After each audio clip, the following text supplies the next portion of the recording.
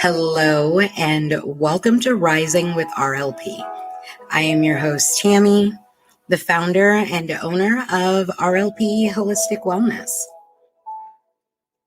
RLP Holistic Wellness is a practice that is here to help women end their own personal suffering and step into a place of joy, radiancy, and basically rocking the hell out of this world.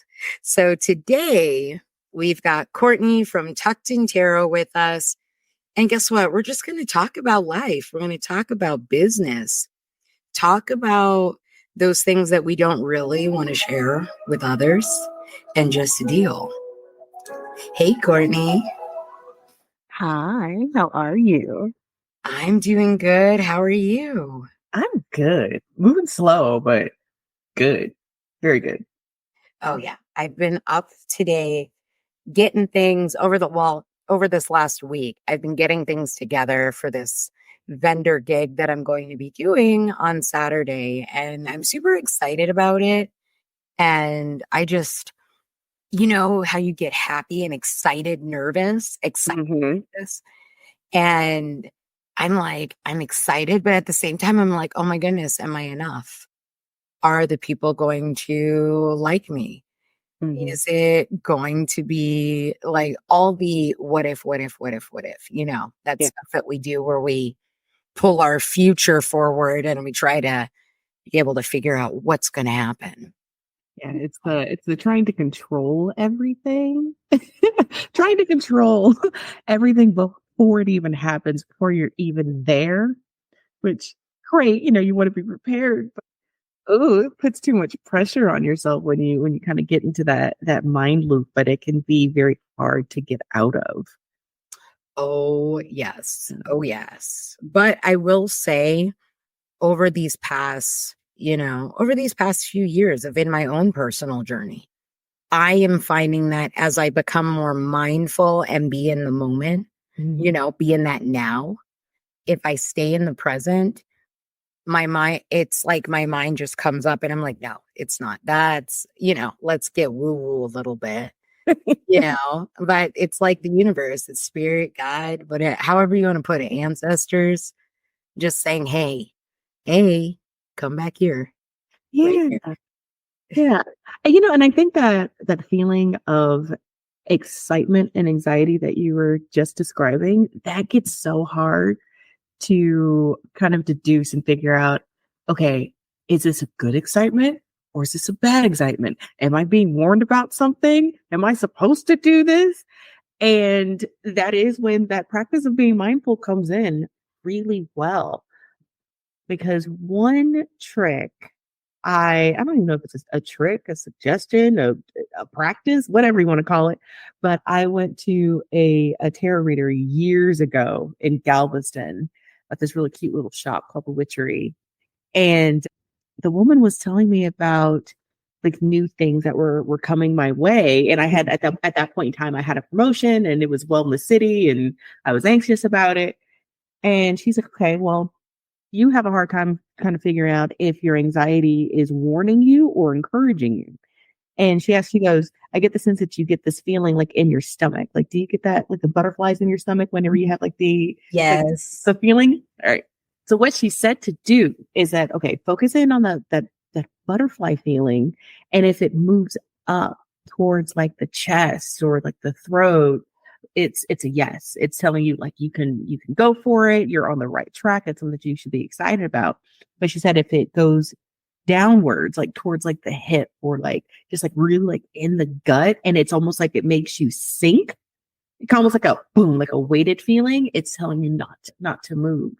And I've practiced that, and that makes so much sense because when you're on the right track, that kind of that feeling of excitement and that energy is propelling you forward. And when you're in alignment, things just seem to work out and there's not as much stress around it. But when, spirit's trying to tell you, hey, that's not the right move, what do they want you to do? They want you to stop. They're going to make you sit your ass down. And so that feeling can be a really good way of almost using your body as like its own like pendulum or dowsing rod, like actually using the body as a tool for discerning what's right for you and what isn't. You know what? And they talk about that in the chakra studies, how in Vedas, it's that they look at the chakras as it's like your body is a map, Hmm. and each chakra is like so we'll say like the root chakra is that lower body, and it's like what is that word? Not owner, but like the head of that region. So Hmm. you've got like your organs, your lower back, your glutes, your legs, when it's in alignment, that energy, what they talk about, like in the woo woo, is that higher vibration. And it's more of like a heady and up, like in the Hmm. sky feeling. Well, I Hmm. know that's how it is for me. No, it's like that for me too. You don't feel as pressured, but yeah, yeah, I agree. Yeah, And so I'm like, I love that though. I really do love that. I'm going to try that out. yeah. You know, my biggest like thing that I love to keep myself mindful is really that, like, just breathing, bringing my awareness to my breath. And like, if you've ever heard me do a meditation where I'm like, you know, bring your awareness to your chest, the way that it rises and flows. And if you're someone that does breath work or even yoga, because yoga includes the breath work and the meditation. So if you're someone that does it, when you bring your awareness to a certain part of your body and you begin to be fully mindful and fully like wrapped around and absorb into that, to that part of your body, you begin to find yourself either drifting into another state, a Hmm. different state of, what do they call it? They say like the delta state, you know what I mean? Hmm. Yourself into that moment. And like, that's where I can see using your body as like the pendulum, like really tapping in. I can see that really, yeah, man, dude, that takes you everywhere. It does, and I feel like when I meet people who are interested in in spirituality and they're wanting to know about like signs and symbols, they kind of view it as something that's going to be textbook, and they completely disregard all of the feelings and sensations that their body is trying to tell them. And I'm a firm believer that if you are not able to listen to your body, you're going to have a very difficult time with any messages or signs or symbols that are coming to you, because you don't actually have an anchor point and you don't trust yourself enough to decode and receive those messages. It's, Yeah, I see what you're saying. you know what I mean? It's really funny that you bring that up because that right there could be due to upbringing. Hmm. That right there could be due to needing some to do inner work and things like that. Let's talk about upbringing. Like, I saw women in my family, like they held like big things, like I had an aunt that was like a CNA. She was like, and back in her time, that like big thing, you know what I mean? Hmm. And they were the ones that took care of all the family. So the cousins, their kids, the cousins, all that stuff, and made sure everybody was good. And they're this one way that we see them this one way. And then when they get older or they have a moment of vulnerability, you truly get to like see who they really are and that they've been upholding Hmm. this mask, wearing this mask. And I really like what we were talking about. I really believe that the not trusting yourself can come from seeing people that you grew up around. So for me, it would be women. So women that I grew up around, seeing that they were some of them were showing strong on the out, but really on the in, it's this meek person not really ready to make waves in any way. Mhm. I've watched lately because of doing this type of work. I've really started to become a major people watcher. So I'm like, I laugh because I'm like, oh, dude, you're a creep. Stop being a creep. And like, so I've been like this people watching. And Uh-huh. as I watch like some of the older women in my family, like I watch them age and get into this space of like seeing this older woman who's like in her 60s or 70s really trying to re-identify and just step into a place of like who truly am I?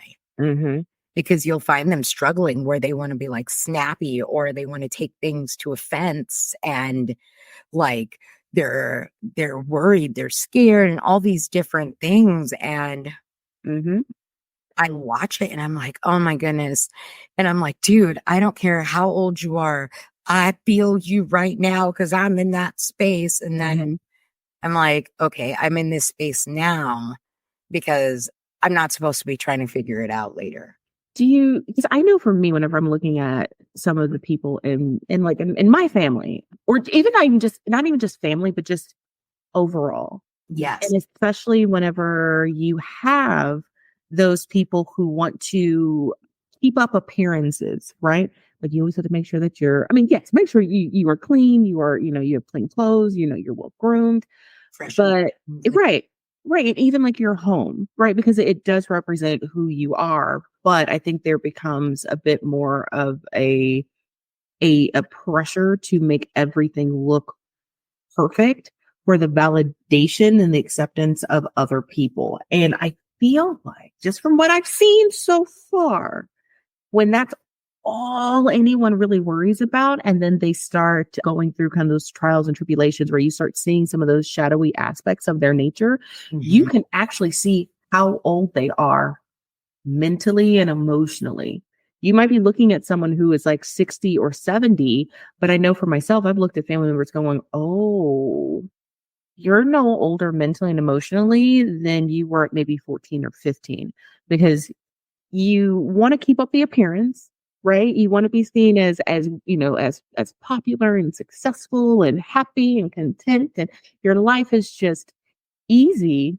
But when things don't go your way, then you want to lash out or you want to become the mean girl, or if you see someone that you feel is a threat to you or is better than you want to tear them down.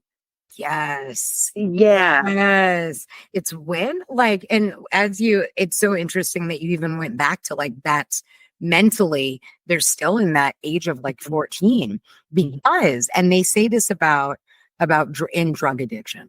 Mhm. I personally feel, and now I've noticed this is in any substance, any trauma, like childhood or even adulthood Mhm. trauma, that is where your brain is where when that trauma first happened. Yeah. So like this is going to be silly, but I slam my finger in the door when I'm Mhm. getting out the car. It's funny because I'm always in the car. If you know me, you know I'm always in the damn car. And I slam my finger in the car door. Now, here's the killer. I did slam my finger in the car door like when I was 10 years old. Until this day, one time my sister closed my finger in the door. And till this day, you'll see me when I go to get in the car, when I go to close the door, my fingers are all on the outside. That's where the trauma happened. Mhm. Now, sometimes, and this is the interesting, like somatic aspect of it, is that when you have that trauma, so when this trauma happens, as say whatever the trauma is, when that trauma happens, it stores itself in your body.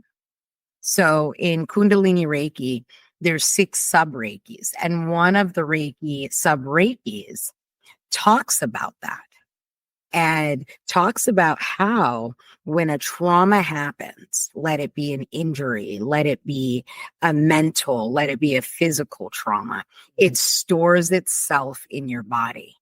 So sometimes, and this is again you know what? Everybody thinks different. Everybody feels different. If you've got pain or Mhm. you are struggling mentally, go to a medical professional.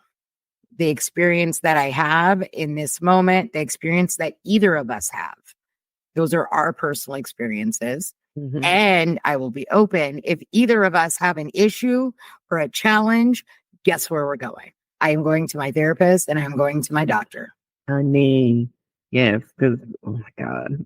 My therapist, she's back in Houston, but she is amazing. Absolutely amazing. But yes, you do have to be responsible for your own well-being and making sure that you are good, especially if you are going to do things like inner child healing, or even shadow work. Mhm. Um, ooh, because I mean, as trendy as it's been, even though I really haven't seen much of it like on social media as much anymore, but it's still something that is trendy and it is still something that people think that they have to do. If you're going to do it, do not do it by yourself and make sure you have a medical community that can support you while going through all of that, because you may dig up things that you're not equipped to handle by yourself. Yes. And that can be a very, very hard thing.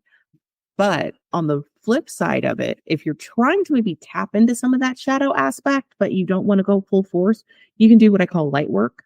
I don't know if that's a term anyone else uses, but you do the things that you enjoy doing that maybe you have suppressed or you were told is not of value or substance. Like you go out and do those things as long as they are healthy and you have a little bit of fun, and that can actually help ease you into some of that shadow work. Dude, I call that my happy time. Mhm. Happy time. I like, or I call it happy time or Tammie time.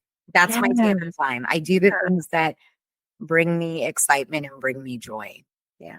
And, I really do want to step back really quick to what you were saying that, making sure you're working with the team. When Mhm. I have my one-on-one clients, I do the one-on-one, the take your life back that I do, the 90-day program that I do. I take I send them paperwork to send to their like therapist, to send to their PCP. It's got, all the information of like, hey, this is what we're doing. This is where we're going with this. Mm. You know, do you feel that this is stuff that your client could do? Like, Right. and I'll make sure to communicate, get permission from your client, da da da da da. Because I think that, you know, like I know I'm not a therapist. I'm not a therapist.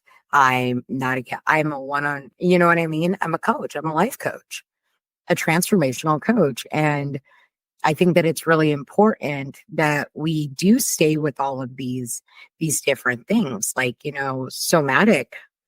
somatic coaching is very intense. Like I really love the trauma informed, you know, extra additional education program that I did. The two gentlemen, they were very amazing, amazing guys. And they had experienced trauma in their life and things like that. And they really pull a lot of that in, but they also get into like the cognitive and the dissociative and these different things. So you are informed on what people are dealing with when it comes to the mind. Because it's a lot. But no, you do need to have a team around you. You need to have some type of community around you. And that in and of itself, being able to have a network that you trust and support, especially if you are dealing with trauma, can be a very challenging thing to do, but it is a necessary step. At least for me and what I went through, like I really needed to build a healthy team and a community. And I did start with making sure that I had a therapist that could, yes, validate what I was experiencing, but also give me some truth about Mhm. about what I was perceiving and being able to kind of see it from, I don't want to say both sides, but just give me a clear picture of what was actually happening, and giving me some tools and resources to actually help me and myself get out of Mhm. certain patterns and behavior that were unhealthy. But if you're going to do this work, you do need to know that you have to be responsible and accountable, because to improve, gonna sound kind of harsh, but you cannot be stuck in that victim mentality.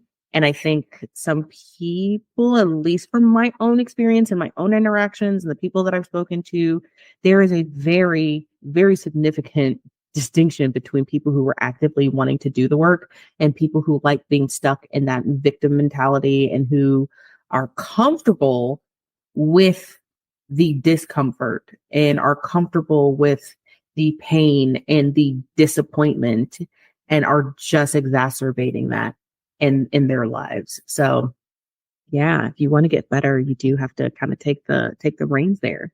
Yeah, and the one thing though is that, I feel that when there are people that are stuck in that space, Hmm.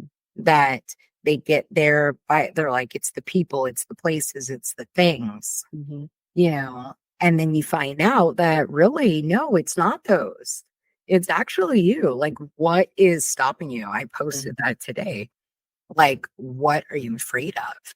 And Hmm. so I put up there, in that post that I am afraid that I'm not enough. I'm not good enough. Hmm. You know what I mean? And these are things that people look at and they're like, oh, they watch you. And some people are like, oh, they just want people to they want to, make it look like it's perfect. Hmm. And then they have these, like, people say whatever they say because people are people, right? And we have to love and accept people for who they are. That's just where they are today. It doesn't mean they're going to be there forever.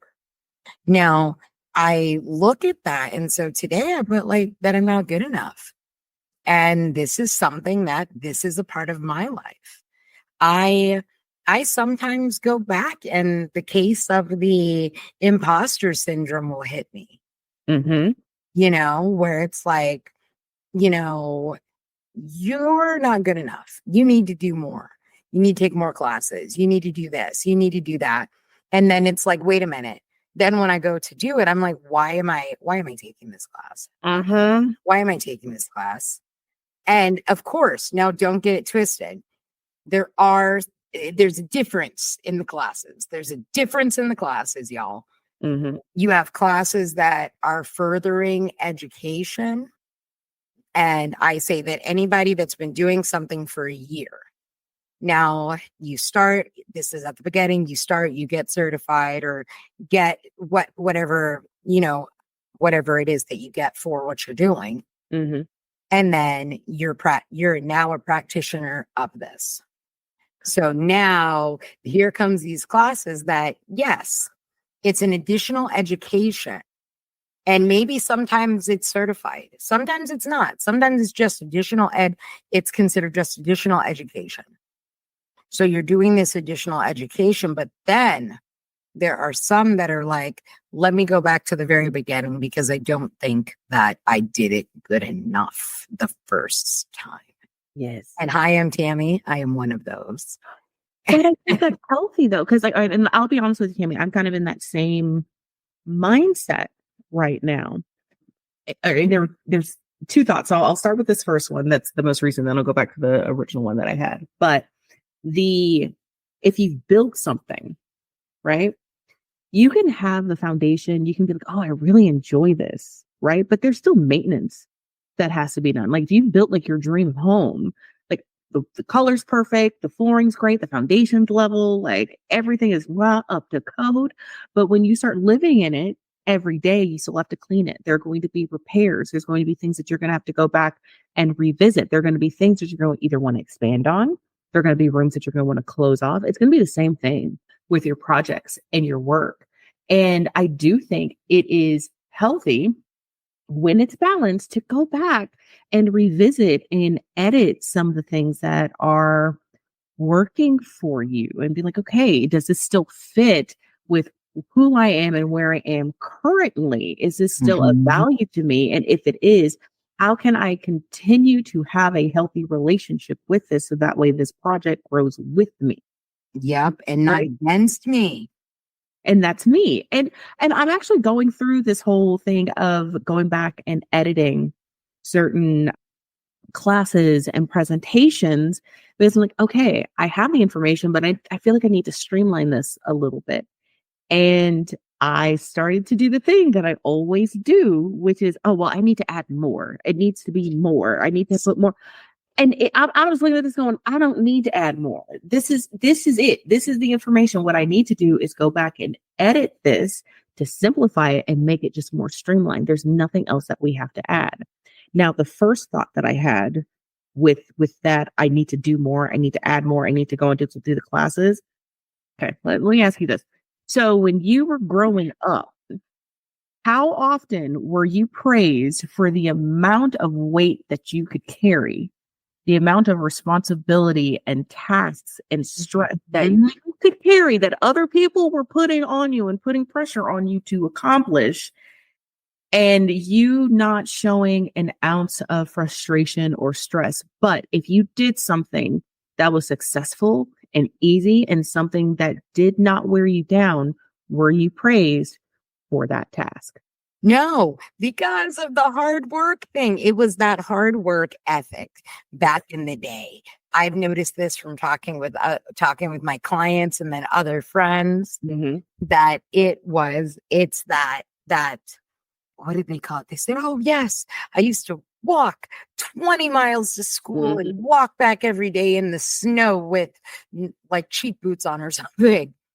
But it's that the harder you work, the better you are. And maybe I say it often is that was right for that time. That was right for that time because most of the people that were melanated came from an experience of work harder. Yes. Work harder as you do my job. Now that's a totally different spot that we're not standing on today. But it's that thought of you have to work harder to be successful. And we have a whole bunch of people that are basically, falling out doing that grind and hustle thing. Yeah. I mean, and there is a time and a place for it. But that grind and that hustle and adding more stress and tasks and things to do to your plate is not really going to help you, because then you're not able to actually enjoy what it is that you've already created and to be able to do it with fresh eyes. And when you continually add all the stress and pain and worry to your plate, you wind up having resentment for the thing that you were trying to build in the first damn place. And I think that ends up coming from that, and people said they hated it or whatever, but I don't care. It is the fact of you need to love yourself before you can love anyone else. I remember you telling me. I was like, who said they hated that? And they were like, no, there's no way. But I brought that back of, then you end up having resentment because guess what? The people that you were loving on didn't love you the same way that you love them. But guess what? That's because you should have been putting that energy into you. But that's typically what they're used to. And that's what's normal. And that, yes. And then where I was going with that. And then it leans into, oh God, we're really about to get into this. So people always want to talk about like narcissists and people taking advantage of you. Okay, great. Those are terrible people. But if you are going in to like your relationships or your dynamics with the idea of being a people pleaser, simply because you know what it's like to not receive and you just want to give and you want to do all these things, what are your intentions? What are you expecting to get out? Because at that point, it is now a transactional relationship, and you're not genuinely giving to these people because you actually care. You are giving to these people because you don't want them to go anywhere. And sometimes people pleasers will find other broken people But they can go, oh, I can save you. I can help you.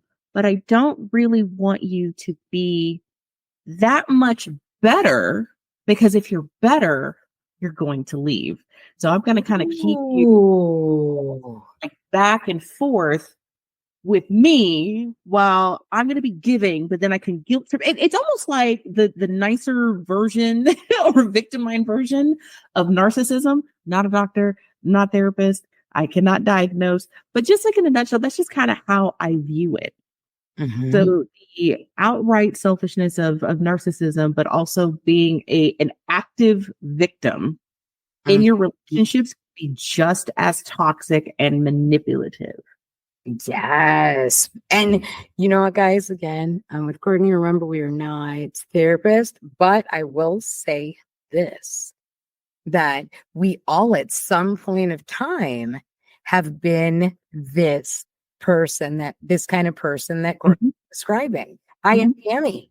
And I was there. I was there. I was there too. I was there. And, but this isn't about shaming, y'all. This is about non-judgmental awareness and accepting who you are for who you are for you. Mm-hmm. It's time. And, I've been saying this lately, and this is kind of going back to the breathing and stuff too, but breathe, believe, and become. As you take that moment to stop, take a breath, smell the roses, get a little active in there, you become more excited. You become happy. You become, let's just say it, no fucks given, unbothered. It's all that breathe. You believe and you start smelling, you get that action, you become. And there you are in this space of no fucks given.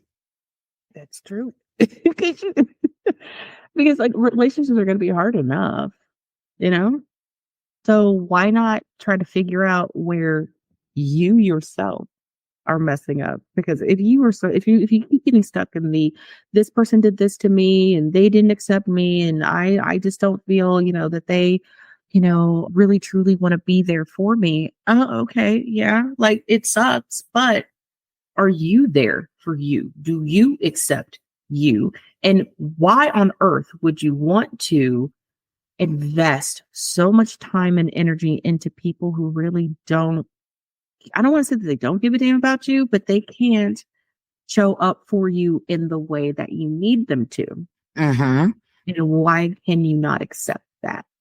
And like an answer from my own experience, because I'll tell you guys, my answer from my own experience is because I wanted them to go with me. I wanted to take them with me because guess what? We're together, we're family, we're this, we're that. But it is a big kick in the teeth when you realize that statement, that you'll hear me say that we all heal, it's just in our own time. When you realize that it's not their time, and maybe their time won't ever come. Maybe their time will come, but 10 years later. And maybe as you become, you are not going to be feeling where they are. And you're going to be like, wait a minute, this isn't for me.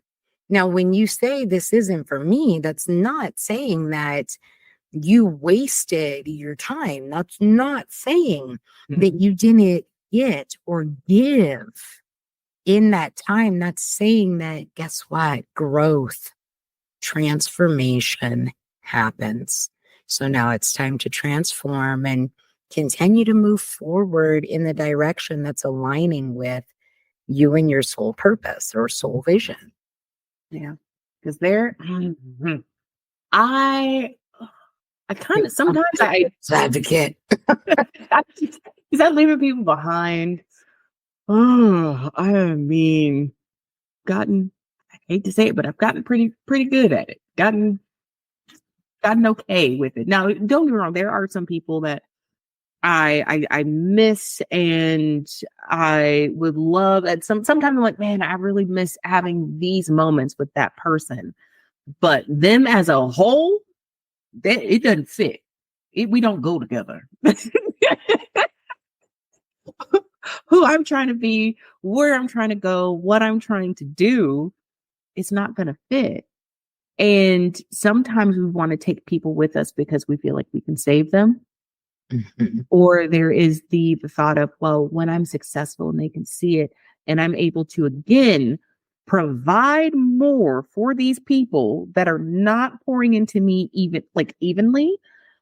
It's that constant loop of trying to earn the care and consideration, love, the time, the commitment from people who cannot invest in you in the same way, in the way that you want them to.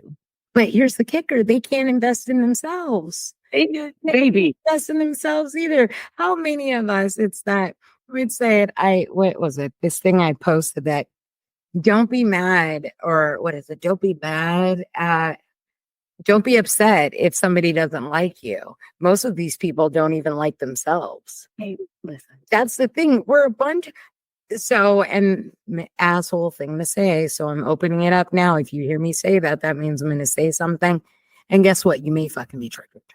You made me fucking triggered. I'm going to be honest. Is we got a whole bunch of people that don't fucking like themselves. Now, I'm not saying this is everybody. I'm not saying this is everybody, because there are those folks that really like themselves and love themselves. And guess what? They're busy. They're fucking busy, and they don't give a fuck what you're doing. They don't care. No. Yes. Turn around. I'm talking to you. Yes. Turn around. Yes. Don't be triggered. Don't be upset. It's true. It may sting a little bit. Guess what? Well, not the only one stinging. I was. But if you are triggered by that statement, there's something there that you need to look at. And let me tell you, though, I was triggered by that statement the first time I heard it. And I was like, fuck you. You know what, though? But Tammie, you're not alone. Because there are some days I don't like me. There are some days I'm just kind of like, oh, girl, I cannot stand you right now. But you know what? I'm beginning to like and love myself. But I will tell you, I was throat punched too when my therapist was just like, have you thought about loving you instead of relying on other people to love you? And I'm just like, and you know, my first response was, why should I have to do that? You want to know what mine was? Like, yes, I do, Rebecca. No, like, you need to mind your fucking business. And I'm like, wait a minute. You're paying her to mind your business. So, like, shut your mouth and sit back. Let Rebecca talk. Right? Because if your first instinct, if someone goes, you need to love you first, because you're not going to be able to properly love other people, and they get upset or tell you that you're wrong, or they get defensive. Oh my God. No, honey, that's you. That is you. You are the problem. You are the problem. But how many of us did it take forever to see that? I'll tell you, that first time that I saw that, oh my goodness. And I still feel it, even though this was like 7 years ago. Like that. And guess what? Let me tell you, it may have originally happened 7 years ago. Every year I get kicked right in the good stuff. Every year it's one thing, one moment that I'm like, oh, I'm hurting. It hurt.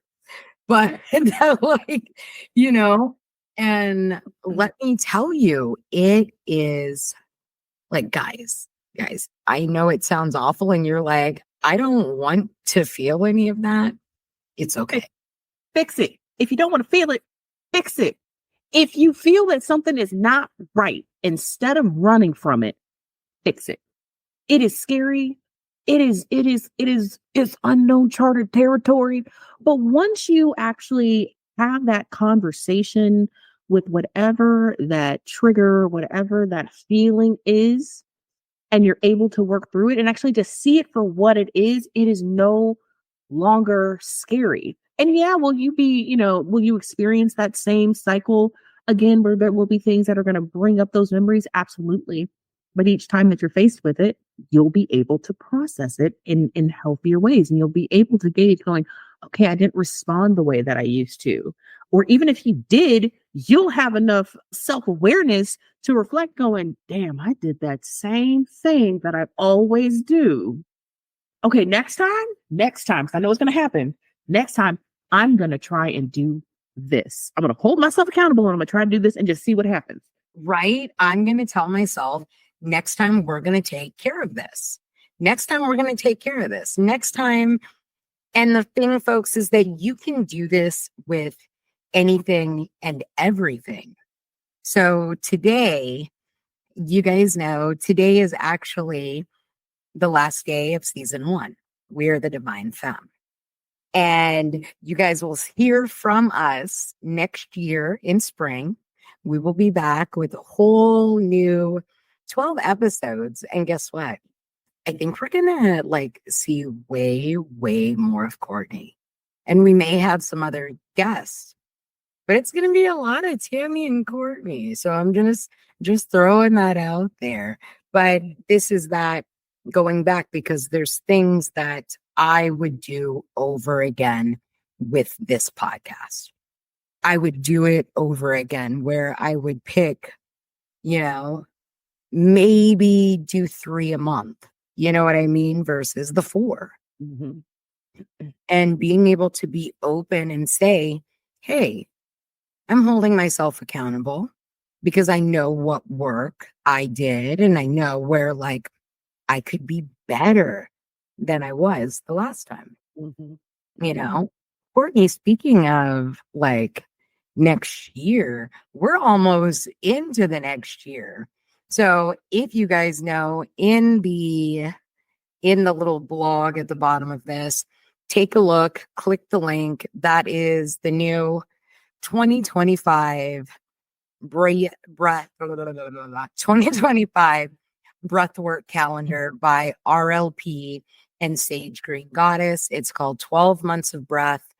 Take a look at our square checkout. The link will be in the comments or the little blurb at the bottom. And Courtney, what do you have going on the end of this year? Oh my goodness. Well, I mean, right now the end of the year is pretty much laid out. I typically will schedule things like a year in advance, especially when it comes to my empowerment tarot. But pulling back just a bit, instead of doing the empowerment tarot like every Saturday and only giving myself, the 5th Saturday off, which is like once every few months, I'm only going to be doing it twice a month instead of 4 times a month. So that way I can actually take a breather for myself. I can enjoy not saying that I don't enjoy my Saturday groups because I absolutely do, but I want to make sure that my energy levels are sufficient and that I am showing up as my best self and refreshed. So we have that going. We also started a new once a month Saturday club with Laura of Dream Interpretation. So this Saturday, what's the date today? August 23rd. So tomorrow, August 24th, on my meetup group, Tucked in Tarot, we are starting a dream journal club. So we will talk about sleep hygiene, best ways to start remembering your dreams. And then we'll discuss our dreams and talk about signs and symbols and what they mean and how they actually apply to your waking everyday life. So I'm really excited about that. Love that. I freaking love Lala. So I might be joining, and I love you, of course. I love you. But now I'm like, I may be coming to join you guys. Yes. And then with some of those Saturdays being to myself and having a more open schedule, by next year, I am going to be offering my classes and they'll be posted up on my new updated website, tuckedintarot.com.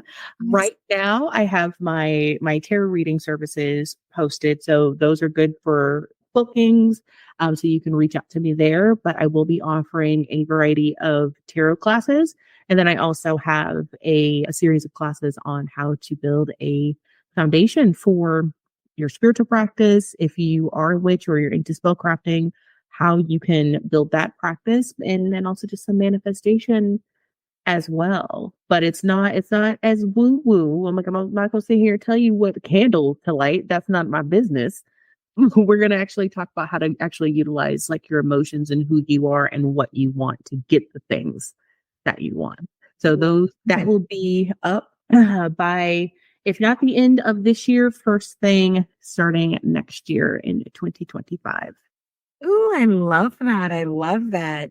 RLP is finishing the rest of the year. So we've got the calendar, but the rest of the year is going to be, we're doing our last two certification courses. We've got the Kundalini Reiki Master Teacher course, which is a 90-day course.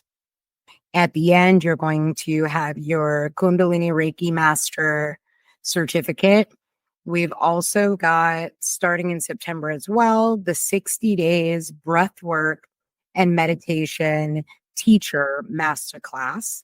That is a 60-day class, and you're going to get some extra videos, some extra training in there with different styles of meditations, breath work, all kinds of stuff. I really do love it. And with both courses, we're going to tap in a little bit with different styles of yoga. So you're going to learn some beginner yoga when it comes to like yin yoga in the breath work and the meditation. And then in the Kundalini, we're going to talk a little bit and you'll learn a bit of the chanting as well as the intro course to a Kundalini yoga. Next year, we're only going to be offering 2, possibly 3 times that we're going to offer the course. We're not offering every month anymore. Both courses, as you can see, you get extra education, everything like that. But yeah, we're no longer offering every month. So it's now 3 times a year. Mm-hmm. RLP is also doing the RLP Virtual Healing Studio. So you can go to our square in our link tree. When you pull it up, it's going to show you some different things. It'll show you our merchandise. But then go over at the top, you'll see about and book. If you go into book, you'll see different things that you can schedule for your own personalization for self or even others, which is going to talk about classes and stuff. And you can schedule those classes separately. But we do offer virtual group classes, which you can find under classes and it'll bring up the list. Right now we're doing that virtually, but if you are in Maryland on 2 Sundays out of every month, we will be doing a sound bath in Hagerstown, Maryland. And it's going to involve some like yin yoga. So bring out your yoga mats, yoga blankets, whatever, and some meditation pillows or just a pillow off your couch to sit on. And we're going to be at the city park doing that meditation, breathing, all the fun stuff, and getting yourself relaxed and getting yourself tapped in with you. And so then next year, we got like, that's the things going. I'm loving this. And you guys, we greatly appreciate you for being with us today. Courtney, I want to tell you thank you again for always coming in. And I'm so excited for our adventure next year together. Have a beautiful day, everyone, a beautiful evening, and thanks for joining us. Happy healing.